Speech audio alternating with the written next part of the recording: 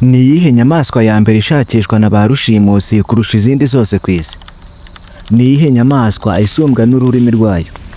Ni iyihe nyamaswa idashobora kwicwa n'iyindi iyo ari yo yose mu ishyamba? Iyi nyamaswa uyirebeye inyuma wagira ngo ni igikururanda. Nanone urebye ukuntu igenda wagira ngo ni akadinezore gatoya. Ariko nta na kimwe iri cyo muri ibyo byombi. Iki ni igisamujonjo, kimwe mu biremwa byihariye kandi abantu benshi bataziho ibintu byinshi. Umubiri wacyo utwikiriwe n'amagaragamba agizwe n'ibikoko binini bigiye bigerekeranye, ikagira inzara zityaye nk'urwembe ndetse n'ururimi rugisumbye uburebure. Igisamujonjo ni inyamaswa y'amayobera rwose.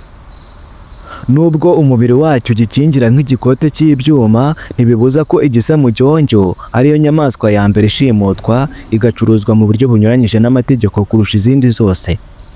The most trafficked animal in the world is the pangolin. Digadi, iyi ni Inyamaswa TV. Inyamaswa TV. Inyamaswa TV. Ngwino tujyane mu bwami bw'inyamaswa aho tugiye kwica ibisakuzo byihishe muri aya magaragamba.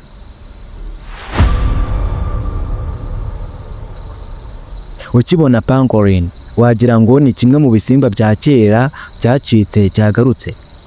Nyamara igisamujonjo ni inyamaswa y'inyamabere. Mu nyamaswa z'inyamabere zose niyo yonyine ifite amagaragamba akomeye ayirinda. Ku isi hari amoko 8 y'ibisamujonjo, tukaba tubisanga muri Afurika no muri Aziya. Bitandukaniye ku bunini kuva ku kingana n'injangwe kugeza ku kireshya na metero 1. Ni nk'imbwa ifite ubunini buringaniye. Afurika na Aziya byigabanyije amoko 8 y'ibisamujonjo mu buryo buringaniye. Muri Afurika y'Amajyepfo n'Iburasirazuba tuhasanga Grand Pangolin, igisamujonjo cyo ku butaka aricyo Simutia teminshki ku izina rya siyanse. Iyo kiri kugenda gikoresha amaguru y'inyuma gusa, amaguru yayo y'imbere cyangwa tuyita amaboko ntaba akora hasi.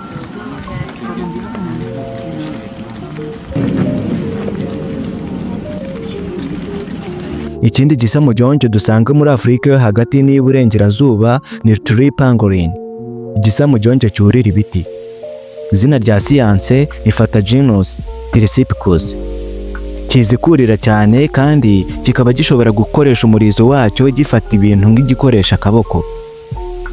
Mu mashyamba y'inzitane yo muri Afurika yo hagati, urugero nka Kongo, niho dusanga igisamujonjo cyo ku butaka kinini kuruta ibindi byose.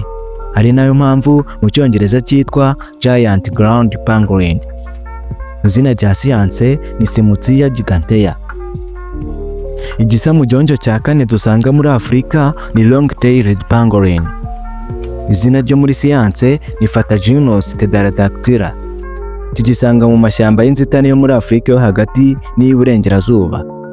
Aho gitandukaniye n'ibindi ni uko kibirusha umurizo muremure kandi kikaba kirabura ku nda yacyo.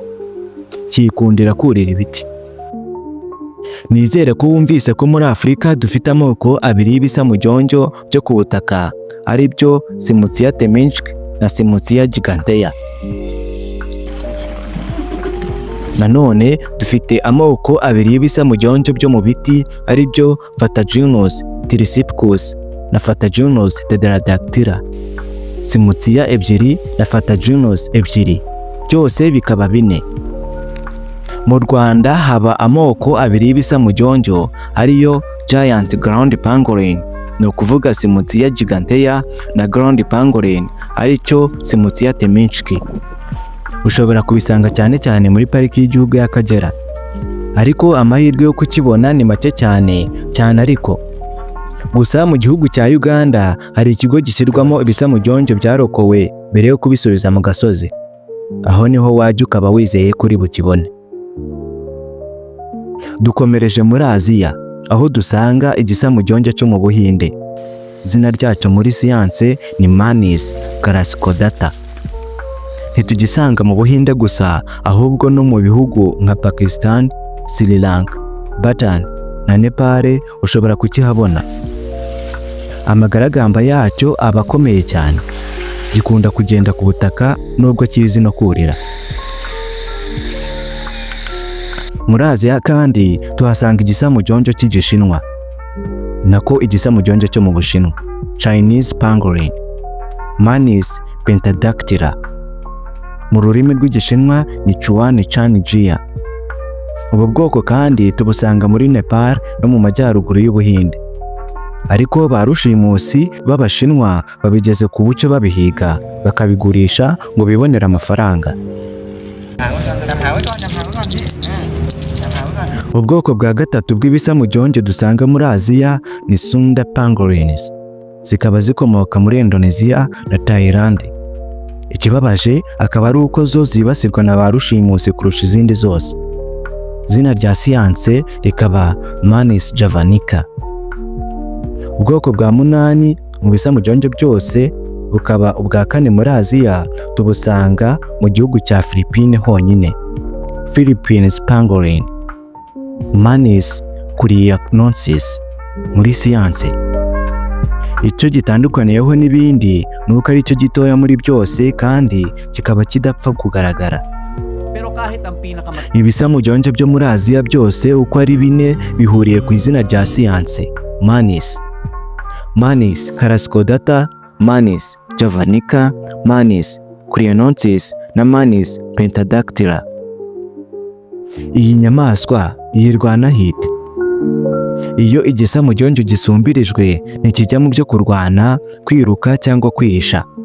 Ako kanya gihita kikunja kikamera nka baro, kikifungirana mu magaragamba yacyo.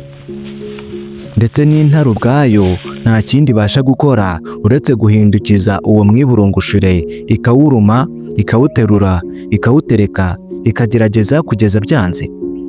Mbega stress we! Niyo umuryango w'intare wose waza ugakandaho ntacyo zageraho. Tekereza nawe iyo waguze nk'icyo kurya kiri mu gikombe maze washaka kugifungura bikanga, yewe washaka no kukimena ntikimeneke. Abana, mama, papa bose bagakandaho, bagakoraho, wapi. Ubundi se nta bindi biryo biharira? Ubwo buryo bwo kwirinda butuma nta nyamaswa n'imwe mu ishyamba yagira ikitwara igisamujonjo, indahangarwa. Ariko ibyo cyabivugaga umuntu ataraza. Twigeze kubivugaho kandi turabigarukaho mu kanya ko igisamujonjo ari cyo nyamaswa ihigwa kurusha izindi ku isi. Ku rundi ruhande igisamujonjo nacyo byagora kubona indi nyamaswa ikirusha kwica udusimba twinshi. Kimwe n'inyaga, igisamujonjo gitungwa n'imiswa n'utundi dusimba duto tw'inigwa habiri gusa. Ku mwaka umwe igisamujonjo gishobora kurya udusimba miliyoni 70. Kibifashwamo n'ururimi rwacyo rwizingura, rukaba rufite uburebure bushobora gusumba ubw'igice gisigaye cy'umubiri wacyo. Kubera ko rutakwirwa mu kanwa, ururimi rw'igisamujonjo rutereye imbere mu gatuza.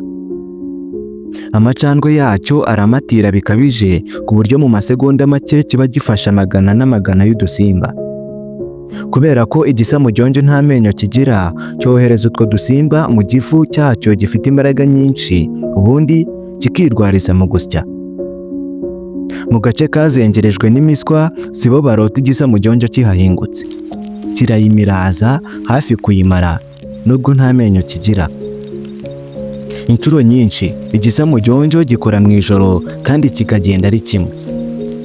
Buri joro gikora urugendo rw'ibirometero kigendagenda hirya no hino gushakisha imigina n'ibiguri by'udukoko. Uburyo kigenda nabwo ni igitangaza. Wagira ngo ni akadinezore gatoya ukirebeye kure. Akenshi kigendesha amaguru yacyo y'inyuma gusa, amaguru y'imbere kikayakunja. Nubwo gikunze kugenda nijoro kandi byacyo bikaba bucece, aho kinyuze kihasiga ibimenyetso.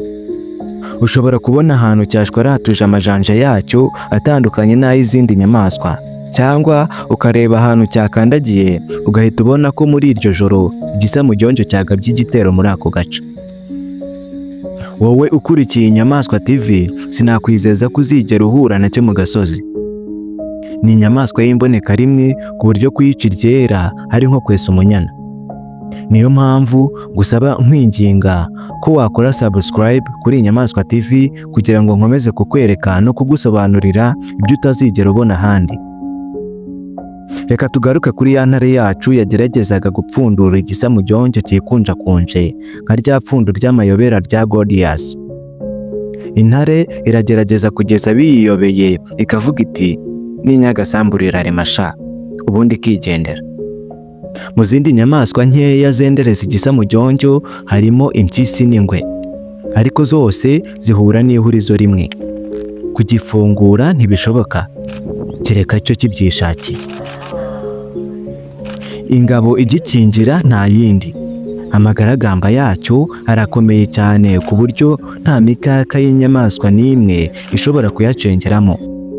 Kongeraho ko kiba kiburungushuye nk'umupira bigatanga akazi ku nyamaswa yibaza iti ese mama ndashuna ku ruhe ruhande ndekuruhe, byayicanga ikiciraho yiciraguraho. Indi ntwaro yihariye igisamujonjo kibitseho tuyisanga munsi y'umurizo wacyo.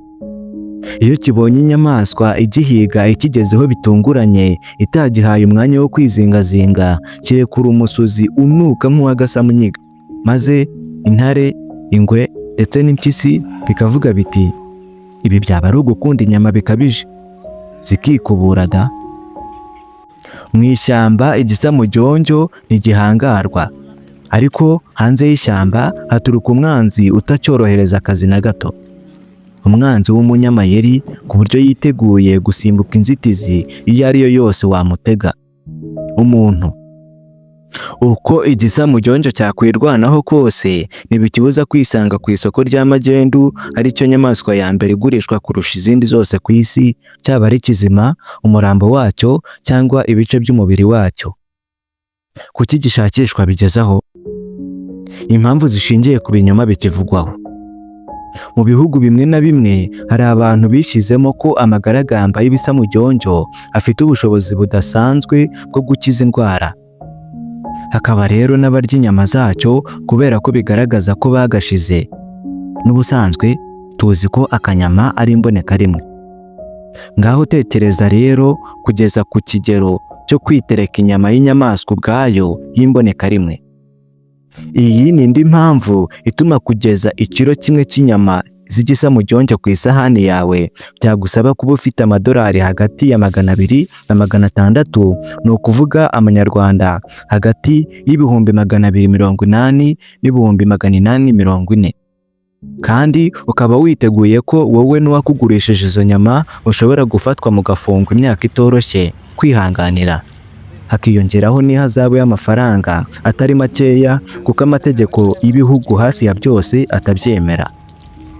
Ubwo rero wahitamo hagati yo kumarwa amerwe n'inyama z'inka cyangwa akabenzi, cyangwa ukishyira muri izo risiki zose. Ariko rero abenshi mu bica ibisamujonjo ntibaba babikurikiyeho inyama zabyo, ahubwo ni amagaragamba. Bayamaze iki? Buri mwaka ibisamujonjo bibarirwa mu 200 biricwa, bakabikuraho amagaragamba, bakayasya cyangwa bakayatwika, bakayavanga n'ibiryo cyangwa inzoga. Batekereza ko bibavura indwara zitandukanye. Abandi babika aya magaragamba mu nzu zabo kuko batekereza ko abatera amahirwe cyangwa akabarinda ibyago. Ibi ahanini byiganje mu bihugu bya Aziya nko mu Bushinwa, muri Vietnam n'ahandi. Ariko se ukuri ni ukuhe? Yaba wenda n'abarya inyama z'igisamujonjo da. Ariko amagaragamba yo nta kintu kirimo kidasanzwe. Akozwe muri keratin nk'izigize inzara zacu. Ubwo rero koko niba hari indwara keratin yavura, buri wese muri twe ufite intoki n'amano yaba atunze imari. Kwica igisamujonjo ushaka amagaragamba ni nko kwica umuntu ushaka inzara. Tekereza ko ikiro kimwe cy'aya magaragamba bashobora kukirangura muri Afurika ku madolari 500, bakigeza muri Aziya bakaba babaha amadolari 3,000, amanyarwanda agera kuri 4,200,000. Ibi birakumvisha impamvu y'amoko 8 y'ibisamujonjo yose ari mu kaga ko gucika ku isi. Igishimishije ariko ni uko icyizere kitari cyatakara burundu. Hirya no hino ku isi imiryango irengera inyamaswa iri kurwana intambara itoroshye ngo irebe ko ibisamujonjo byakizwa. Hashyizweho amategeko akarishye mu bihugu byinshi abuzanya ubucuruzi ubwo ari bwo bwose bw'ibisamuryonjo. Hashyizweho kandi ibigo bishyirwamo ibisamuryonjo byakuwe mu maboko ya ba rushimusi mbere y'uko byongera bigasubizwa mu gasozi.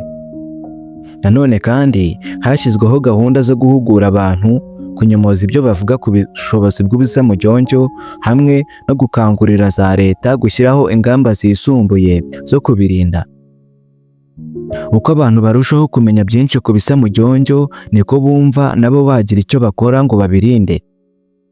Nawe oherereza abandi iyi video kugira ngo bafatanye natwe mu rugendo rwo kurengera inyamaswa. Ibisamuryonjo si inyamaswa zihigana ubukana izindi, ntibirwana, ntibitontoma, ariko bifite byinshi byihariye. Bimaze imyaka myinshi cyane birwana intambara yo gukomeza kubaho mu isi igenda ihindagurika. Ubu ikibazo gikomeye bihanganye nacyo ni umuntu gusa. Nyamara hari icyakorwa kandi birashoboka. Ibisamuryonjo tubirinde, tubyubahirize, tubirekere ubwisanzure. Isi irushaho kuba nziza iyo tuyituranyeho n'ibisamuryonjo. Murakoze kureba.